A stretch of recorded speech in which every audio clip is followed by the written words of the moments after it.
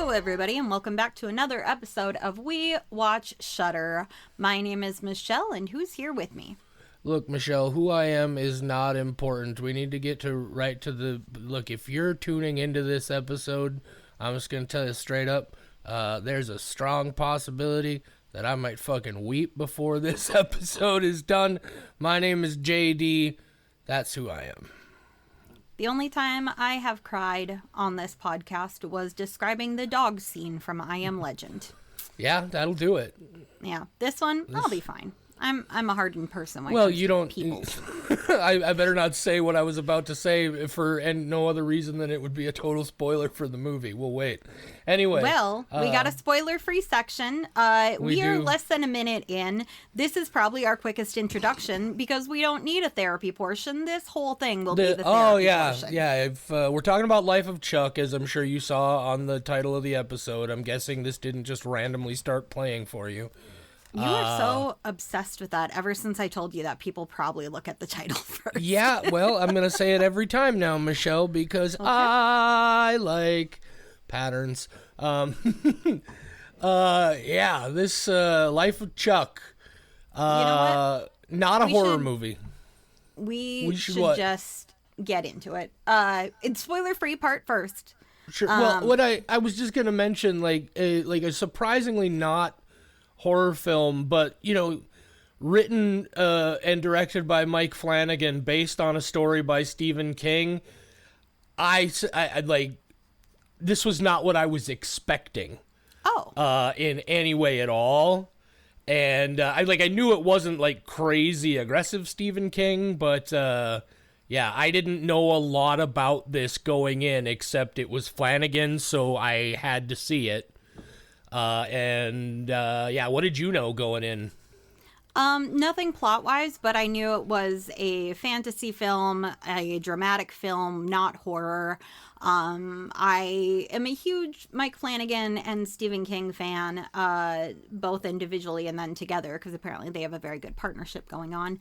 So I wasn't surprised that this wasn't going to be horror, because I've read a lot of Stephen King stuff that isn't, and I've seen a lot of Mike Flanagan stuff that also is not. He's very good at horror, but he's also very good at emotional monologues. Yeah, he really is, and he puts that on impressive display here again. We'll get into that, but so Big Book Nerd Bertha had not read the novella of The Life of Chuck before you came into this. Big Book Nerd Bertha had not, but Big Book Nerd Bertha now has. It is a short story, only I think it took me like 2 hours to get through it. I just had a total panic moment because I saw a creepy ghost movement behind you, and it's just the cat in the closet.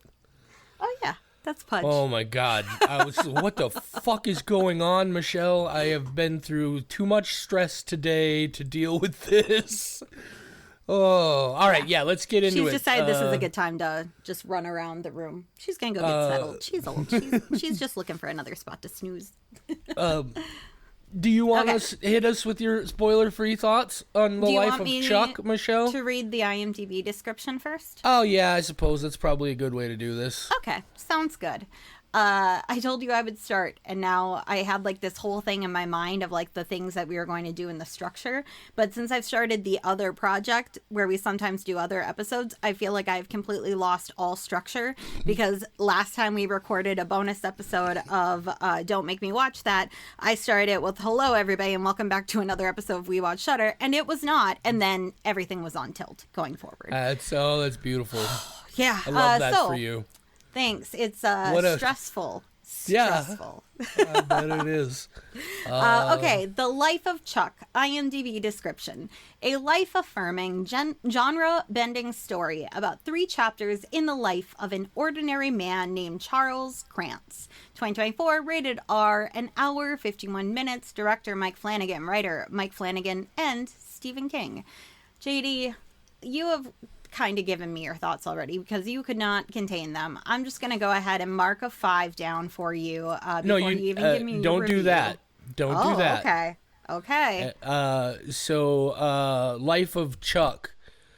This is, without question, one of the greatest fucking movies I've ever seen in my life. and you can't give it 5 skulls because 5 skulls is not enough. This. I mean, you have to give it 5 skulls. Because that's where our scale stops. But if I could give this fucking 10 skulls, I would. This movie fucked me up. It in all the best, most beautiful ways. It is blunt, but it is warm. And also on top of such an incredible story with an incredible wealth of amazing performances from so many actors. Matthew Lillard gives the fucking performance of his life in a scene in this movie, and that just blew me away. It is also such an incredible piece of craft. The way this movie plays out, the attention to detail that you don't really fully understand until you get into the last part of this movie, just incredible.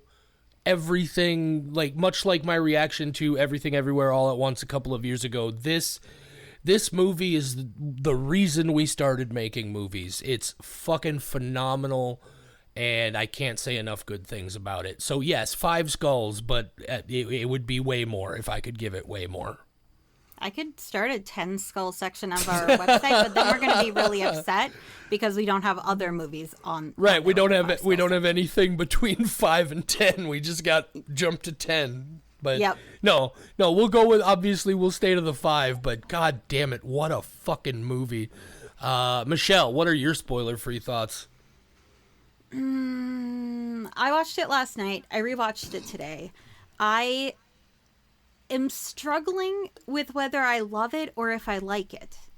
Do I love it, or am I biased because I love Mike Flanagan and Stephen King and this is their style, and can I keep giving Mike Flanagan as much praise as I do?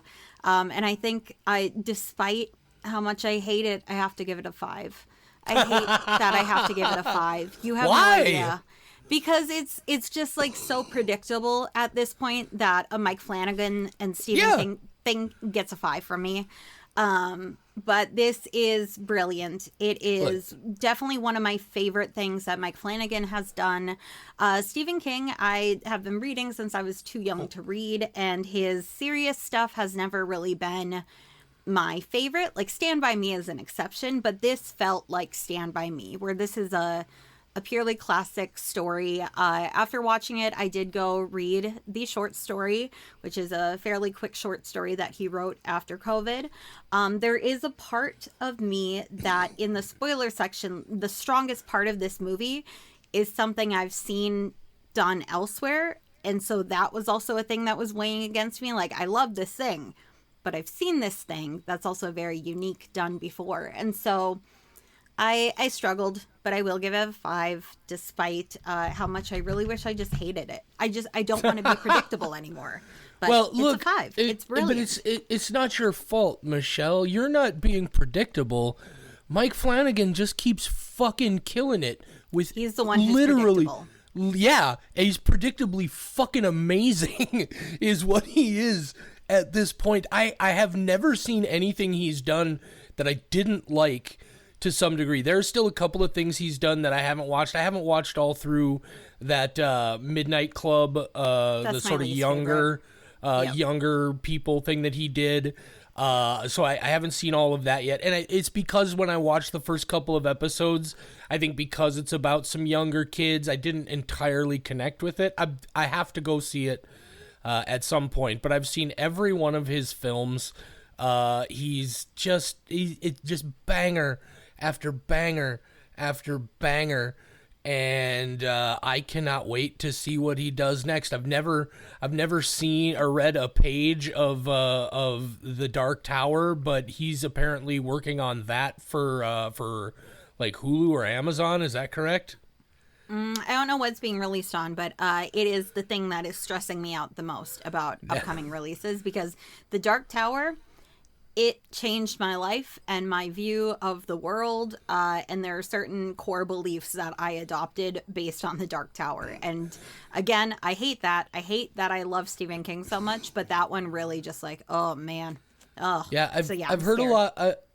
That's kind of the experience I've had. Is I don't know a lot of people who are mild on it. People who like it really fucking like it. But because I know Flanagan is producing it, and because I know there is potential for that connect, I am just gonna wait and see and I look, at this point in my life, I'm probably never gonna read the books anyway, because my focus to read has been completely fucking destroyed by stress and drugs and other things. But I cannot wait for anything this dude's name is on. I saw that movie Oculus, the feature-length Oculus, back in 2013, and I was fucking floored, and I have been floored with everything he's done since then, and this is no exception. It's a pretty good movie. Yeah, so don't feel bad. You're not predictable, Michelle. He is predictable. Yeah. He's the one I have to be annoyed with. Fucking all the people who have just awesome, even just little brief, that fucking David Dastmalchian appearance that he's in just that one quick scene, but it's just fucking beautiful. Anyway, let's get into it. If you don't want any spoilers before you see the movie, and look, I gotta be honest with you, this is another one, we talk about this from time to time. You really want to see this before we spoil the shit out of it here. Go into it blind. Really, go into it as fun. blind as possible. That's what I did, and holy shit. Now, I will also stress, and we'll talk about this in the spoiler section, that there are things happening in my life that, like right now as we speak, that kind of parallel some of the things that happen in this movie, and I'm certainly not going to pretend that hasn't had an impact on my response to the movie, but that's what art is for, right? Like you find that thing in just the right fucking moment, and it just resonates on another level. This movie came to me. I'm so glad you asked if I wanted to do this for this episode. This movie came to me at, frankly, a time exactly when I needed it, and I'm so stoked on it. So, spoiler section? Yes, spoiler section. Sorry, I'm very emotional about this movie. It fucked me up. It fucked me up in so many good ways. It makes me nervous because I am not good at emotional comforting. Like, I'm one of those where, like, if somebody starts crying, I'm like, okay, I'm going to leave the room. I'll come back with a sandwich. I don't know what to do. I'm going to try real hard not to cry. But, okay. God damn. I'm going to try, if you do, to be a good supportive friend and not just be like, oh, okay, well, I guess I'll just leave you alone and, like, turn off my computer and go to bed, you know? Because that's how I do things. When we do get to the sort of a certain point, there is one thing that stands out about the movie in the back of my mind that I think they kind of briefly address, but we'll have to talk about it. I don't want to bring it up until we get to the end of all of this, but it is one question that I have about the ultimate implications of this movie. But this is going to be fun to watch and listen to. Michelle, do you want to summarize the life of Chuck for our listeners who are just... Look, guys, Frisky, Sarah, are you listening? Watch the fucking movie. It's not scary at all. No. If you're timid about horror movies, legitimately... This is not horror. Please, go see this before you listen to the rest of this episode. Okay, Michelle. Okay. I've been so nervous about the plot recap since last night, and I told myself I was going to prepare, and I absolutely did not. So how are we going to do this? Okay. Essentially, it's told in 3 parts. I'm going to try to gloss over it without going into every detail because I feel like the plot retelling could take 20 minutes. And hopefully the people who care enough are going to go watch it first and they know it. So if I'm glossing over things, it's because this is packed full of stuff, especially with the things that start in Act 3/Act 1. So we start with the first section of the movie where Chiwetel Ejiofor, who I adore, Ejiofor, is a teacher in a school, and the world is ending. California has fallen into the ocean. A volcano has shown up in Germany. The internet is offline. Oh shit, Pornhub's down. David Dastmalchian is very upset about that. Everything is going to shit, and they're all aware of it. Karen Gillan is his ex-wife who works in a hospital on what is now lovingly referred to as the Suicide Squad, because they have been getting so many people committing suicide that they are just constantly doing that and nothing else. Slowly, people stop going to work. They stop showing up. They can't go anywhere because there's sinkholes and cars are falling into them. It is very clearly the end of the world, and everybody is just waiting, and waiting is the worst part. Chiwetel Marty Anderson goes to see Karen Gillan, aka Felicia Gordon, because even though they are exes, they want some comfort. They're sitting outside. There's a lot of weird shit going on. This guy named Chuck has been all over the city. There's billboards saying, thanks Chuck for a great 39 years. And there's a person in a plane doing skywriting saying, thanks Chuck. And they're like, we don't know who this guy is. He doesn't look like he's been an accountant for 39 years. Why is it such a big deal that he's retiring? He just looks like a normal accountant. So this guy is everywhere while the world is ending, but nobody knows who he is. So Marty and Felicia are staying in the backyard, just reminiscing and accepting what's happening, and they're stargazing, and then they notice the stars start disappearing one by one, and Mars is gone, and then another star is gone, and then right as Marty turns to Felicia to say, I love you, he gets to the yeah and goes black. Yes. One small detail that I do want to mention is that moment where Marty is on his way to meet Felicia, and the little girl comes up and skates up, and they have a nice little conversation, but suddenly all the power goes out, and then this fucking Chuck guy is lit up in every window of every house in this subdivision, and it definitely creates that perfect moment of what the fuck. Yeah. Yeah, more on that later. So Act 2 begins, and now we meet who Chuck is. And Chuck is Tom Hiddleston, beloved Tom Hiddleston. And, I forgot to write down the name of Janice and the drummer. But Chuck is an accountant. He's on a business trip. He is walking down the street, and he has decided that he doesn't want to spend every waking moment with fellow accountants. He's taken some time to himself. And as he's walking down the street, there is a drummer who is busking and playing some beats and trying to get some money. And so far, she has not earned a dime.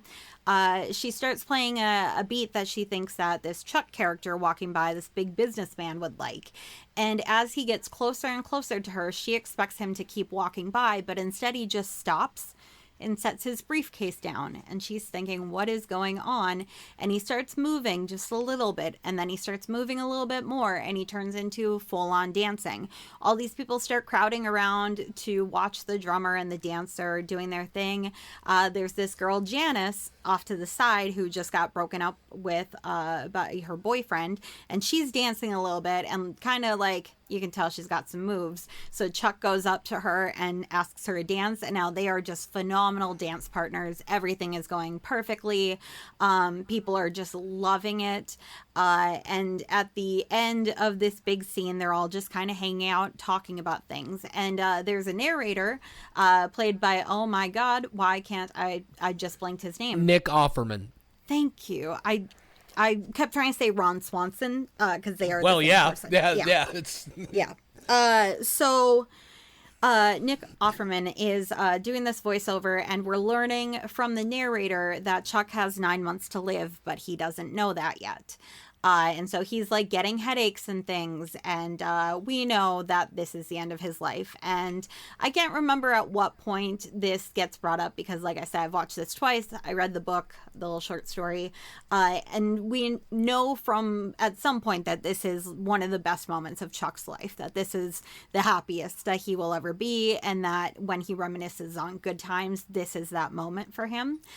So that's how we learn about Chuck, and that he is dying, and this is who he is. It is Act 2 is mostly about that dancing. Does Act 1 immediately start with him going back to a kid, or hang on, let me rephrase that.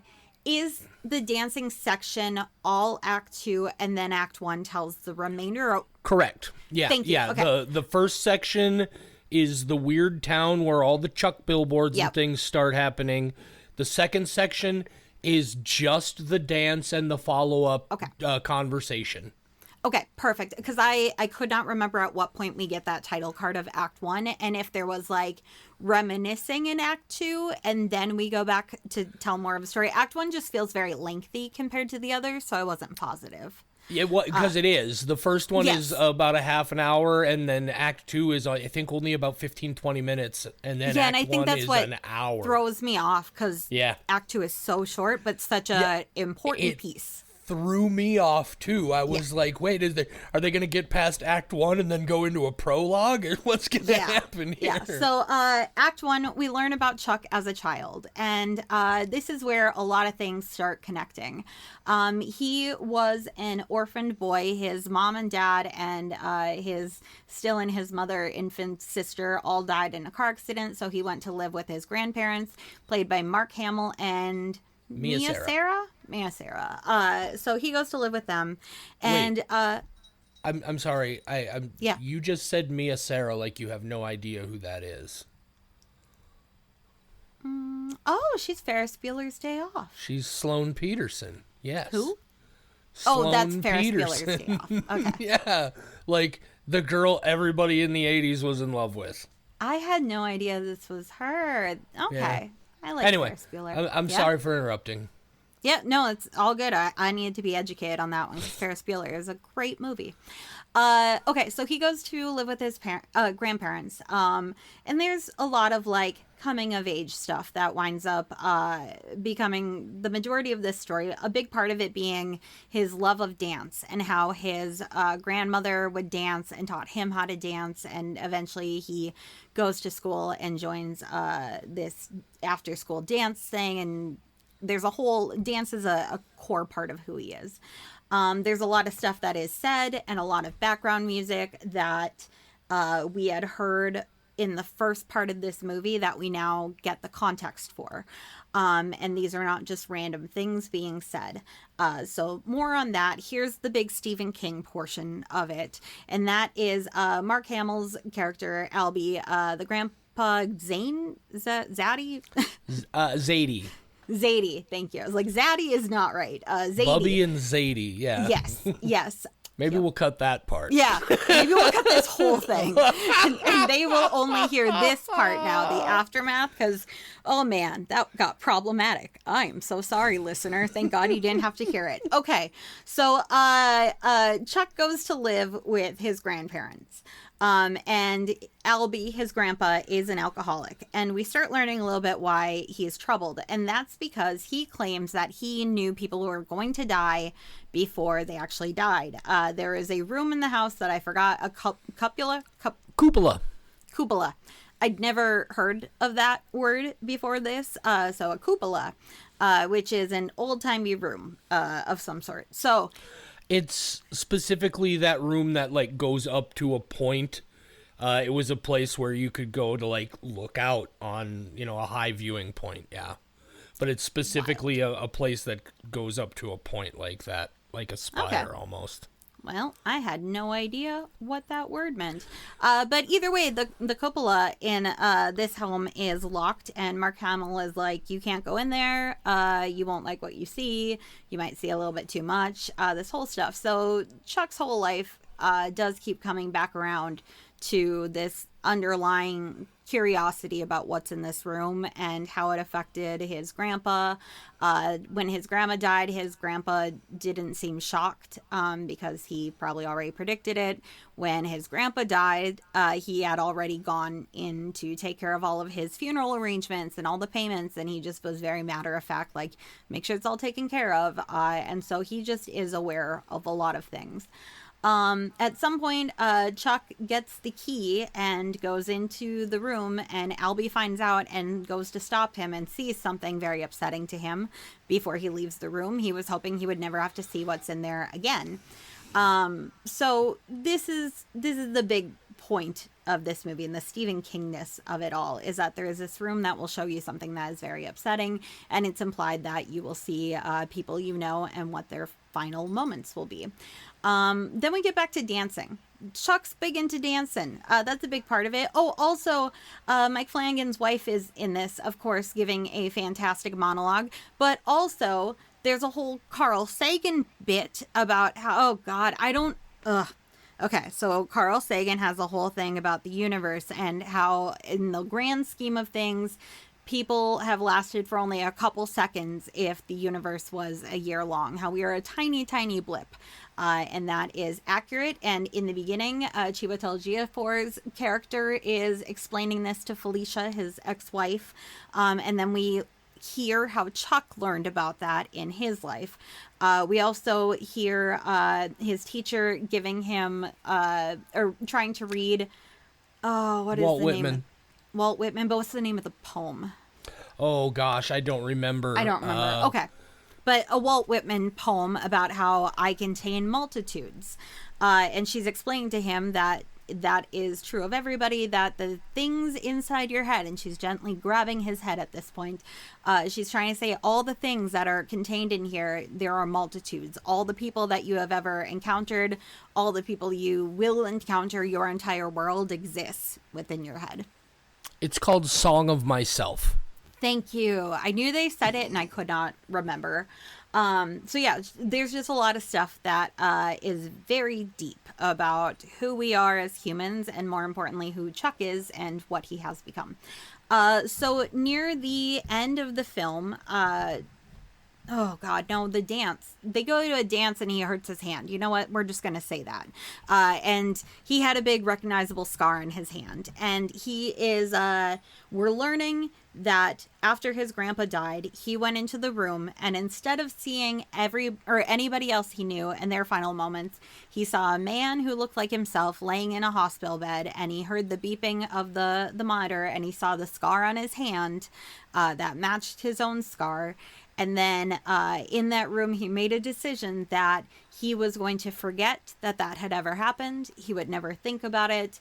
And he is wonderful, and he deserves to live a wonderful life.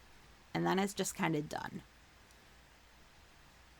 That is so all over the place. But like, I can't. I think because I watched it twice and read the book, it's also very much like a big soup of stuff. Yeah, I think the crucial element that you glossed over a little bit is towards the end of Act 3, which is the first part of the movie, they start to cut away to these shots of Chuck in his deathbed with his wife and their child. And they're sort of cutting back and forth between Marty and Felicia, and the world is ending, and going back to Chuck. Ultimately, what we come to realize is all of that stuff we saw in Act 3 at the beginning of the movie was the universe, the multitudes that Chuck had created in his own mind throughout the course of his life. And that's kind of the big centerpiece, or the uniting moment that we understand what the whole point of what was going on in the first part of the movie was. Yeah, that's super, super important, and it is such a big point that I didn't even think to mention it. No, that's all right. That's all right. It's it's a big old Chuck soup in my head right now. Yeah, let's start right there then, Michelle. Coming out of Act 3, were you already starting to piece together what was going on here, or were you just along for the ride? I completely figured out what was going on. Yeah. And I don't think it was supposed to be surprising. One thing I'll say, though, is this is one of my hangups about the film, and something I went back and forth about, like, can I give this a 5 and say I love it, is that first half hour is my favorite part of the movie. And I've also... Oh, really? Yeah, I like existential dread and crazy things happening and the possibility of just everything ending. Like, that is one of my biggest fears, and it's a thing that, like, I constantly am thinking about in the back of my head, is just like, this is all a simulation. That's my go-to panic attack response. I had a really bad panic attack 2 weeks ago, and was hyperventilating and hiding in the shower because I was convinced it was all a simulation. So that being the opening part of the movie, that's definitely going to hit hardest for me. But that is also something that I have read before, and I wanted to really give a shout out because it's one of my favorite short stories, and I think it's very funny that this short story had a very similar thing. The movie telling version of it is accurate to the story, but I think even better than the written. Seeing it visually was very important for that to be good. But the short story that I really loved that had a very, very similar premise was Flicker by L.D. Lewis, which is a short story from that Jordan Peele anthology book, Out There Screaming, which is an anthology of Black writers and their horror stories. So I just need to give a massive shout out to Flicker by L.D. Lewis, because that short story is one that I think about a lot. So yes, this first half hour like really does it for me. Also, I got excited every time I saw the origin of where things happen in the like where those things came from, and I think that's also why I like the first half hour. I liked it even more on a rewatch because now I had all that context and I could see the tiny things I didn't on the first. So like I love the first half hour. Yeah, like it's so good. That for me, as you know, I'm a big detail guy when watching movies, and as emotional as this was for me, because a lot of people who have friends of the podcast who know I've talked about it before. My mom has cancer, and the cancer is in her brain, which is exactly what's happening in this movie, and it's such a poignant meditation on mortality, but also the meaning of it's one of the most existentially beautiful things I've ever seen. It's so good, and just performances wall to wall are amazing. Matthew Lillard as Gus in that first like they're just bam bam bam, just monologue after monologue after monologue from all these different characters, just these little soliloquies. Just over and over, and they're actors that like just like faces that show up, and like the overall wealth of cast they developed here is incredible. But before you move on, I just want to say like the cast point, because I'm not gonna bring up outside of that, but like having David Dastmalchian here for a couple minutes to talk about Pornhub, but we also have Harvey Gulen. And also Rahul Kohli, who I really loved in just a whole bunch of stuff, like all these tiny cameos where you're like, this is going to be a gigantic part or like person, and then they're not. And I think that also like adds substance to what the movie's kind of about, in a way, that all these people are so important to us, but in this movie they're just normal everyday people. They are going to give you a good monologue and then fuck right off. So yeah. And that David Dastmalchian scene, even, it's silly, it's funny, but it also ends up being so poignant because it's just a very human and real moment. But on top of all of that, these incredible performances and this incredible story, this is one of the most skillfully, meticulously directed films I have ever seen. Because, like I said, I understood at the end of Act 3 at the beginning of the film what was going on here, and was very much entrenched in finding out how this was all going to play out. And it all happens very slowly. I want to point out there was one moment in particular early on in the movie, in that Act 3 section, where Marty is... his phone has just gone dead, and he's walked outside his house and he's holding it up to the sky, and behind him, out of focus, is a car, and it looked a little bit different, like it was a little older. And I had a quick memory that earlier in the traffic jam there was at least one car that looked like it was out of place in time with the rest of the cars. So I went back just to verify, and most of them were modern cars, and there's just this one. But anyway, so there was this moment where I had a fixation on these cars, because I was like, wait, is this like a thing where there's going to be stuff from all different periods of time in here? And as it turns out, of course. But so I'm watching...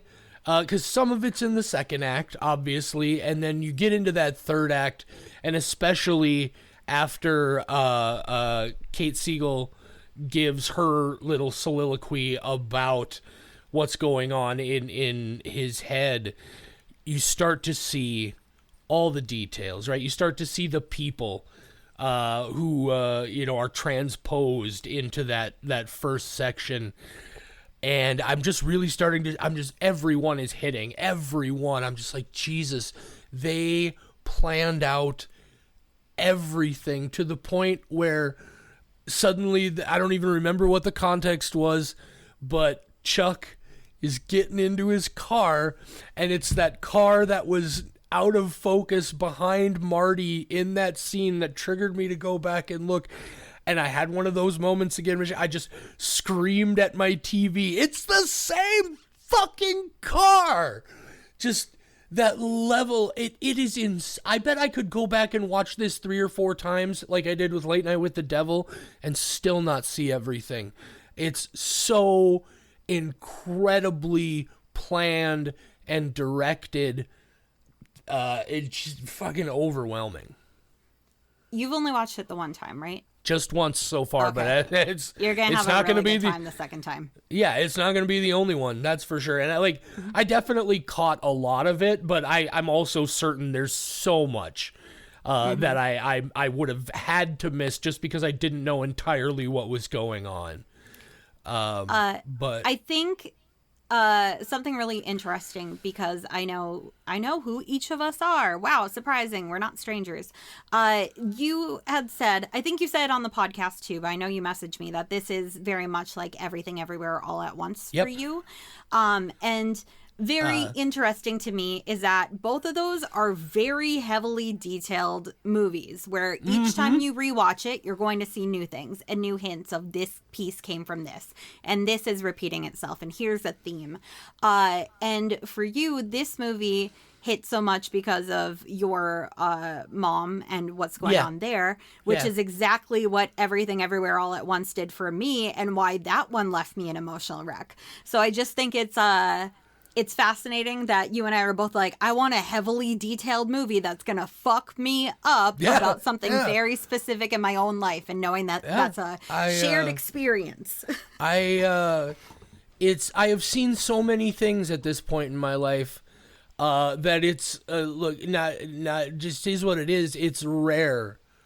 It's rare anymore that, not that a movie can make me feel anything. I enjoy movies a lot. Movies make me feel stuff all the time. It is fucking rare that a movie will fuck me up like this. And I say that again in just it's the most beautifully heartbreaking thing. It's like you walk away just like, I had to stop the movie 3 times. I broke down weeping 3 times watching this movie, and I don't regret a bit of it, right? It was incredible. It was cathartic in so many ways. My mom is in the hospital right now. She has swelling around the lesions in her brain that are causing her to have micro seizures, and she's losing control of her body. I couldn't have it's enough, frankly, to make you almost think something is going on behind the scenes. Like, this movie came to me exactly when I needed it, and that's amazing. And that's, again, like, that's the dream of art, right? Like, that's why we do it. Like, we don't do it so that millions of people will like it, enjoy it. We do it on the off chance that you'll hit somebody like that. And I loved that. I love that this movie is sold as a starring role for Tom Hiddleston, and he's in like 25-30 minutes of the movie. Tops. I was going to say, like, and that's including his billboards and his appearing on the windows. Yeah. He is and a solid, very little. A solid 5 or 6 minutes of his screen time is just a dance sequence, right? And an amazing dance sequence, of course, which also fucking beautifully photographed. That whole second act is amazing. I loved everything about it. I cannot say enough good things about this movie. I hope when the time comes, even though I don't give a shit about the Oscars or any of that stuff. If any of those people have any sense at all, this movie should win so many things. I don't know how you determine which member of the cast deserves an award. Every single fucking one of them does. Just an overwhelming amount. And they're all like, so many of them are like the Mike Flanagan regulars, right? Like he's one of those guys who he's got his people and he'll work like Abigail McGraw and Annalise Barrow and Jacob Tremblay and of Kate, course his wife, Kate. But even Karen Gillan from Oculus. Yep. Just person after person that he's worked with before. Even Mark Hamill, because Mark Hamill was in Fall of the House of Usher.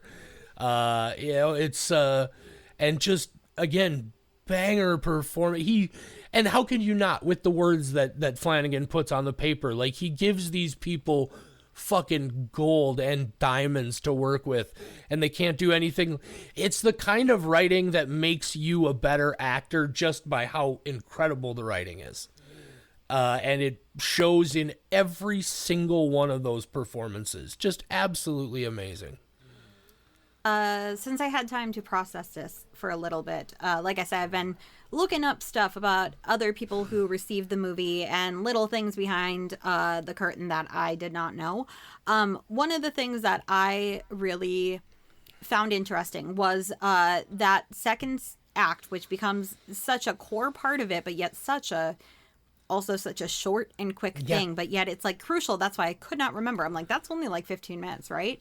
The drummer, aka the Pocket Queen, played by Taylor Frank. When I was watching some video breakdowns of just like the details I'd missed and things like that, the person I wound up watching a video about, whose name is escaping me right now, it was just a YouTube video somebody had put out, and they are a drummer, and said that was such an incredibly talented person who has never acted. They're not an actor. They were hired because they're a very good drummer. And that I wish I understood music, because the way that they were going into detail about what was being done and how it was being played and sang this mood, I have no idea what the fuck they were talking about. She was incredible. The fact that like detail is in there, I want to appreciate it so much. And I think that's part of what works. They didn't cast an actor and teach them to play the drums. They found somebody who knew how to play the drums and put them in a movie. And I think that's kind of the authenticity that lots of films are lacking. You can truly feel it, which saying out loud just sounds dumb now, but I think you know what I mean. Yeah, well, and now that we mention the pocket, first of all, I love that we never know her name. She's just the Pocket Queen. Mm-hmm. That's I don't know. They probably said in the video that's a drumming thing, right? Being in the pocket, just being right there. But I also that buddy of hers who drives the van, just a beautiful little comic aside there. You know, with his it's like, yeah, great, but we're gonna take it from the meter maid. Let's get out of here. That guy who's just blissfully detached from everything. Another thing, I was talking to our friend Scott Ecker about this movie, and he pointed out something also that I really like, which is that the movie is blunt. It's direct. Like it's gonna talk about the dark, but it doesn't wallow there. It talks about the dark because it wants to talk about the light and make you understand the value of the light. I like that Chuck, you know, from his grandma, he gets the interest in dancing, and he loves the expression of it and the art of it. And then there's that moment where his grandpa explains to him, he's giving him that talk about math and how math is everything and math is beautiful and math itself can be an art in the sense that some of it is very subtle and you have to be able to just understand the numbers and how you can manipulate them. And he has that moment that other movies would have made such done in such an abusive tone and a cruel tone, but he says to him, math can also tell you about your future, which is that you are infinitely more likely to be drafted by a pro sports team than to make a living as a dancer. right? And they don't ever just bluntly, but ultimately in those short moments, they explain so much. They explain that Chuck became an accountant not because he rejected his love of dancing, but because he understood, right? He knew there was some, and I think also there's an implication maybe that it was in tribute to his grandfather. And they talk about how he found the art in the numbers, and he talks about that, I believe, just briefly in I think the second act towards the end. I don't remember specifically. I think he talks to Janice about that. But then it comes, you finally come back around, and it's like, oh, the beauty of that dance is, and he knows he's not going to tell anybody, but it's that moment where he's just like, oh, why'd you stop? And it's like, because you were playing that cowbell and it reminded me exactly of my grandma tapping the spoon on the bowl. And it was just this moment of him coming back to that thing that was his love and his passion, but in a way that shows he never gave it up, right? His skill is still there. This guy's probably been going out and dancing with people and doing stuff like this his entire life. That love has always been there, but he just had this beautiful moment where just out of nowhere, he is like, you know what? And just like it reflected in the dance moment where he's just like, nah, you know what? I'm going back in there and we're going to fucking dance. And it manages, for a movie that is so much about death and the end and dying, it manages to be so happy and so bright that it's like, I don't know how Flanagan does that. The guy, first of all, frankly, is fucking obsessed with death. Like I get the feeling the man has a lot of personal conflict about dying. Also, I don't know what the fuck he has against happy families, but he loves to torture families. I'm guessing there's maybe something in his background, but just the way he's able to take that. It's such a comforting thing in all of his stuff. You see it in Dr. Sleep. You see it in The Haunting of Hill House. An addressing of death that's very frank, but also very gentle. And in a lot of ways, very, like I said, we acknowledge the dark so that we can understand the light. And it's just so fucking beautiful. I loved every minute of it. I was worried when I started watching this because, like I said, it starts with one of the most uncomfortable ideas for me, which is this is a simulation. However, after my panic attack 2 weeks ago, I felt much better about that possibility because I learned that it's not just that it's a simulation, everyone's fucking with me specifically. I might have friends who are also being fucked with. I'm not alone in this. My husband could also not be in on what the fuck's going on, and I don't know why, but that stopped me from having a panic attack when I was like, oh fuck, it might all be a simulation and it might all be fake, but that doesn't mean I have to be alone in my suffering and my ignorance. So this started with a thing that immediately sometimes makes me panic, just this concept, and I don't even understand why. I'm not afraid of dying, but I am terrified that it's a simulation. No clue why. It's a thing I'm talking about in therapy. So that was already very upsetting to me. And then Kate Siegel's speech about well, essentially, like this comes down to the final moment of this film where he says that he's wonderful and he deserves to live a wonderful life, or whatever his fucking exact wept quote. That's the third moment that broke me.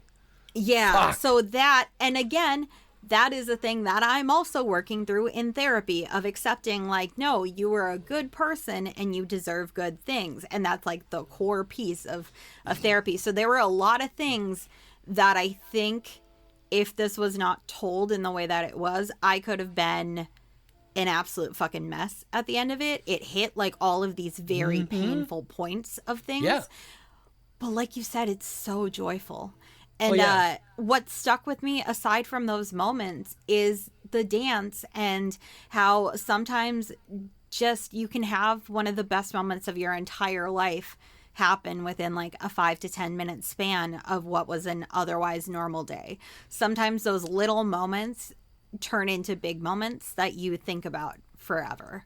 Yeah. And somehow that's the piece that I took away, that it doesn't matter if it's all a simulation, that I am part of somebody else's head.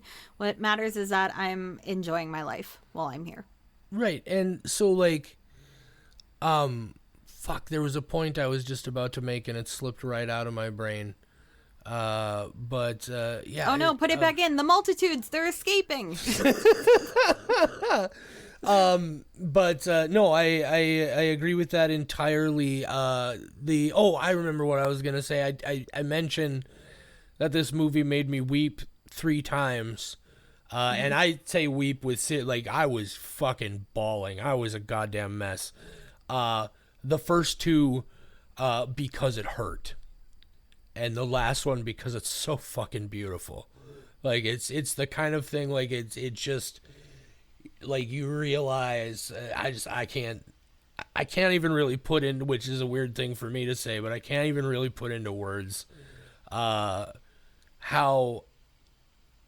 crucial to this movie that ending tone is. You know, because they emphasize throughout, like, it's the waiting that's the hard part. You know, definitely shout out Tom Petty. But I think the metaphor there is so much of the time what you don't want to do is you don't just want to be sitting around waiting to die. You know, just like, look, we're all going there. Whether you like it or not, we are all going there. And I'm also, I want to be very careful. I have a real problem with like toxic positivity attitudes, but that's not this. It's that general philosophy of like, okay, this is our inevitable fucking fate. What are you at least going to try to do with it? You know, are you going to accept that and let it be a dark cloud, or are you going to let it be a motivator to the extent that you almost allow yourself to forget it's going to happen, which very literally happens at the end of this movie. It's such a, like, this movie should win screenwriting awards. It should win directing awards. They should create whole new cast awards for this movie. So good.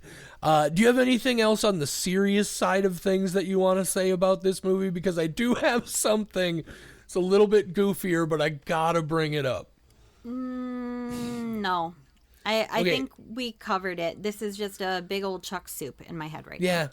So here's my question. So this whole movie, like, is ultimately about that third act was a representation of the multitude universe that Chuck has created in his head, that combination of all his experiences. Pink Floyd, all you touch and all you see is all your life will ever be. But like, are we saying that when a person, like, that every time a person dies, an entire universe somewhere is being snuffed out of existence? Oh, I actually have information about this. Because that, to me, is like, okay, that's a little fucking heavy, and we just glossed right past that. That is 100% what is being said. The short story has a foreword from Stephen King. And he says he wrote this because somebody else said to him that every time an old man dies, an entire library is lost because all of that knowledge is gone. And that it stuck with him so much that is the formation of what caused him to write the short story. It is that when somebody dies, all of their world is gone. And that it was meant very morbidly, but very factually, of like, when they're gone, everything that they had is lost. Yeah, and I loved it. And that was, I guess, ultimately the real core of that question is, is that universe inside Chuck real? Yes. You know, or is and that's kind of what I was curious, because I was like, Jesus, like that is fucking bleak on another level, right? And if I remember correctly, there's a moment where young Chuck tries to address that concept with the Kate Siegel teacher, whose name I forget, unfortunately, right now. But she just kind of pushes him past it and keeps on going with her message, I think. But no, that actually is an interesting thing that I thought about with this film. Is that, to me, like I said, I'm not afraid of dying. I don't have like that kind of thing. I am afraid of people I know dying, and me having to deal with the death of that. And I think, well, I know that fear. Yeah, no, exactly. So like I'm way more worried about having to live while other people die. That part sucks. So this, having it be represented as though when somebody I know dies, this entire other universe goes with them, and all those shared experiences, not just of the experiences I would have with them, but all the experiences that they're experiencing within their own head, added a lot more gravity to a core belief I already had, and is something that stuck with me a lot more than I think even Mike was expecting to stick with a person. But like it's such a like big overwhelming thing that I think now I'll be thinking about for the rest of my goddamn life. Yeah, and it's that perfect illustrating metaphor of the idea that regardless of your death, your life is significant. Mm-hmm. It's significant on a universal scale. Like, and also I think the idea ultimately is like, even those experiences, the specific knowledge isn't lost when that person dies, but their experience of it is lost. Right, which is what that whole universe in Act 3, Part 1, or whatever is. Right, it's all these things he's experienced, but they're all transposed around each other in a very dreamlike way, and like that significance of it is, yes, other people will experience the same things as you, but nothing at any point whatsoever will ever be exactly this ever again. Like, just the massive significance of that. Also, though, implies that even Chuck very likely is just a reflected memory in another person's universe. Yep. An Ouroboros of multitudes. Yeah. It's just... Yeah, I obviously I've been gushing here for an hour, but this movie left me on the floor, and I love it. There will not be a better movie this year that I see. Like, there's just no, it would be impossible. Just because of the personal experience I've had with it, there's just no way. Another, I mean, I guess I can't say no way, but. Well, if Mike Flanagan puts on another movie that is better than this one, that's a possibility. Well, it's very much a possibility. That man does... You know, I knew when I saw Oculus, and he does that thing so beautifully where he plays the two timelines, the two time periods of the story overlapped on top of each other. I knew that. I said to myself, that is really hard to do, and like it's such a tenuous balance. This guy knows what he's doing, and you see reflections of that skill just amplified to the nth degree in everything he does coming up to this movie. Just, I would love to see what his pre-production is like the level of detail on this, the meticulous planning that has to go into every frame, every shot, every line, every bit of set decoration. It's just astonishing. And it was the same thing, like you said, with Everything Everywhere All at Once. It's so rich, and it's a level of world building that is insane to me. It's something that he did, I don't know, probably took him, maybe about a year at most to write that screenplay? And maybe then ultimately about 2 to 3 years to go from nothing to a completed film on that level. The short story was written during COVID. Yeah. So it is a very short time. Yeah, for this it's level of detail. just, fuck, what a goddamn movie. I'll say it a million more times. I love thinking of Mike Flanagan just murder walling his story with like little strings and stuff. Did you catch his cameo? Oh God. So, Sorry for your loss during the funeral. Yes, right? yeah. Okay. Yeah, I was like, yes, I did, but I have forgotten. Yes. What another nice, like, and there are several of these just beautifully silly comedic moments throughout the film. Its tone is perfect. It's not here to crush you, or it's gonna bowl you over very gently into a pile of feathers on a cloud, and it's gonna be wonderful, and you're gonna love it. Even though you're going to spill your guts everywhere.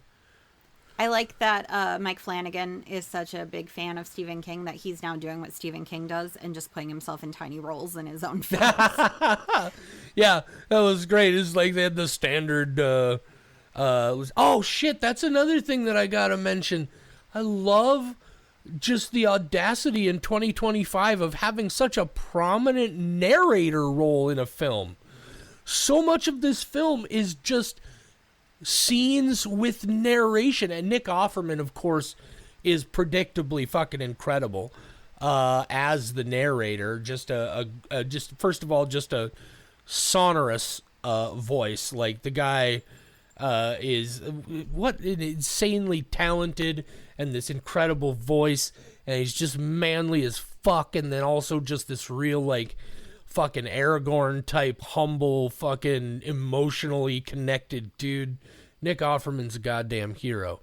But I love that. Like, again, so like, I think Chuck says, like, in that second act, I think you see him on screen for almost 10 minutes before he ever speaks. It's damn it. The narration was one of the selling points because it took the parts of the short story that were so good it had to become a movie, and it gave us those verbatim. It took King's strongest writing and still let us have that. And I think that was also very smart. I concur. Yeah. I don't know. I could probably sit here and babble a little bit and come up with a million more random thoughts to throw out there, but I just... super overwhelmed by the movie. If you didn't watch it before we gave you all of this, shame on you. Go watch the fucking movie.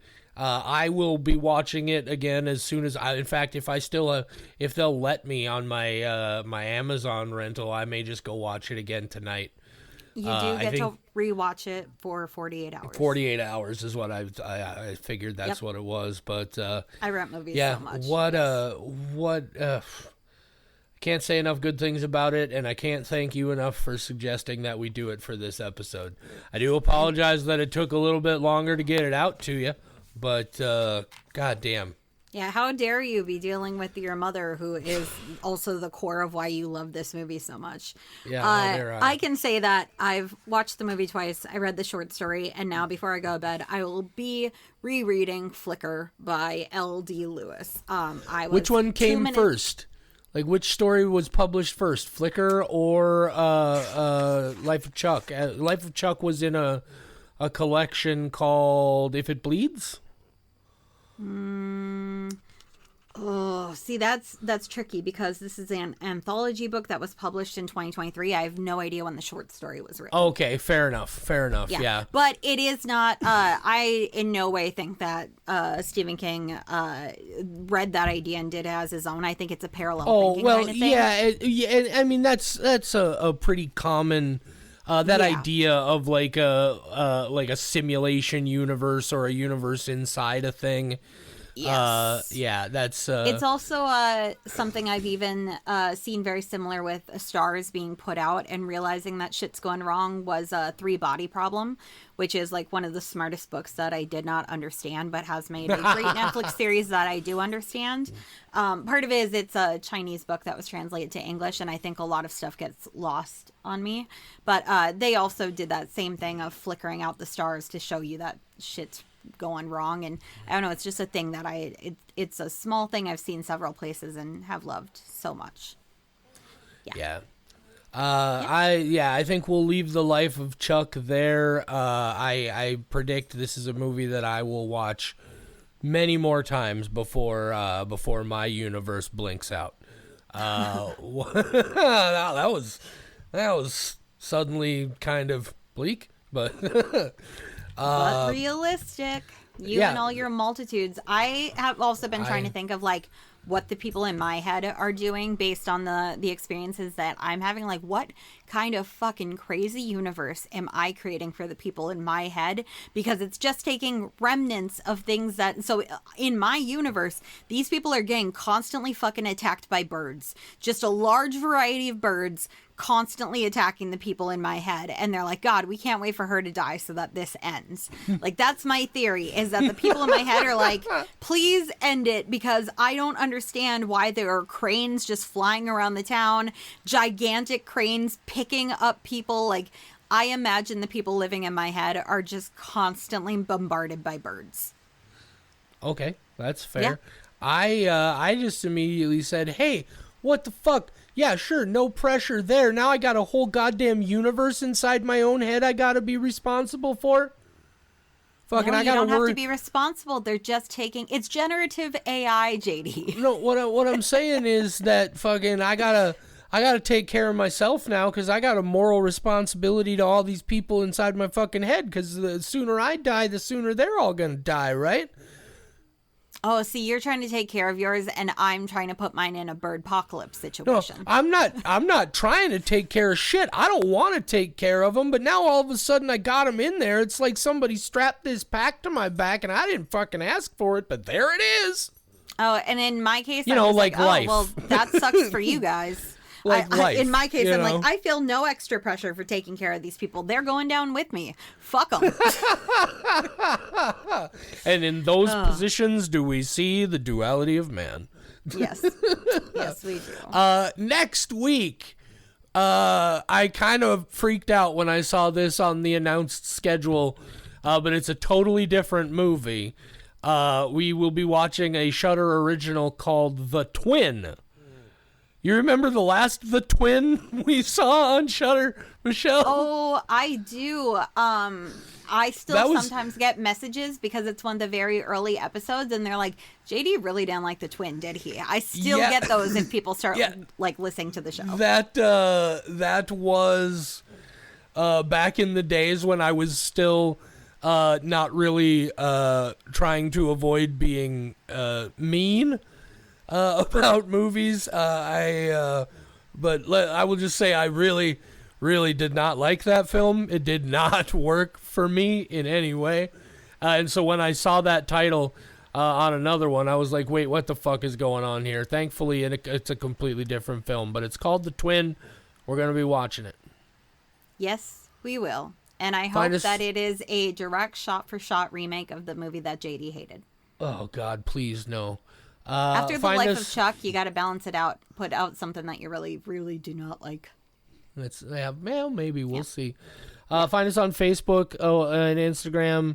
Just at We Watch Shudder on both of those things. You can even find me on Facebook. You see me commenting on stuff on our page all the time. If I could send me a friend request, you listen to my podcast. I don't give a fuck. I'll tell you, you listen to my podcast, you can be my friend. I'll tell you all about all the awful shit that's going on in my life. My entire Facebook feed for the last 4 days is just a roller coaster of emotions about my mom in the hospital. You want to really get to know JD? Fuck it. Send me a friend request. Let's be pals. You can send me a friend request, but just know that I like living in my echo chamber. So if you say shit I don't like, you're getting blocked. And if you say anything that is mean to me, you're getting blocked. And if you're mean to any of my friends, you're getting blocked. Fuck them. I know what the world is like. I will keep myself protected. And but if you're nice to me, yeah, sure, you can look at pictures Also, of the birds I see in my backyard. I'll share those with you. I would also point out, even though Michelle didn't mention it, if you're mean to dogs, she'll have her husband dox you, and then you'll be dead. You think John's the doxer of our relationship? I'm a middle-aged woman. I am expert at finding anybody online. I grew up in the Facebook era.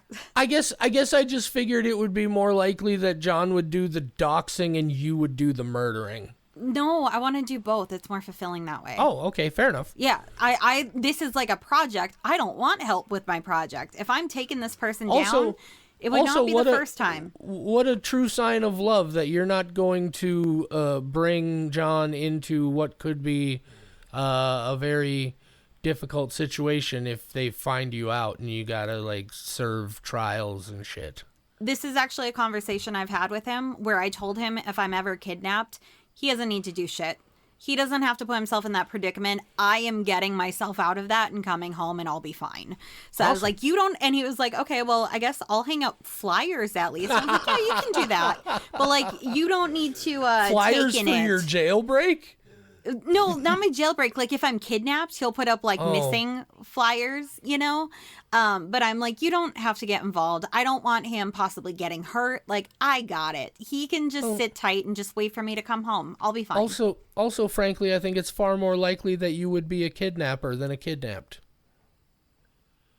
I mean, depends on the person. I don't like most people. So I guess maybe Mike Flanagan. Oh no, I'm gonna wind up on a list. You're Sorry, far Mike more Flanagan. likely to kidnap Kate Siegel. Don't you? Well, she is beautiful in more ways. Well, and he would understand your position there. Yeah, he wouldn't like it, but he would understand it.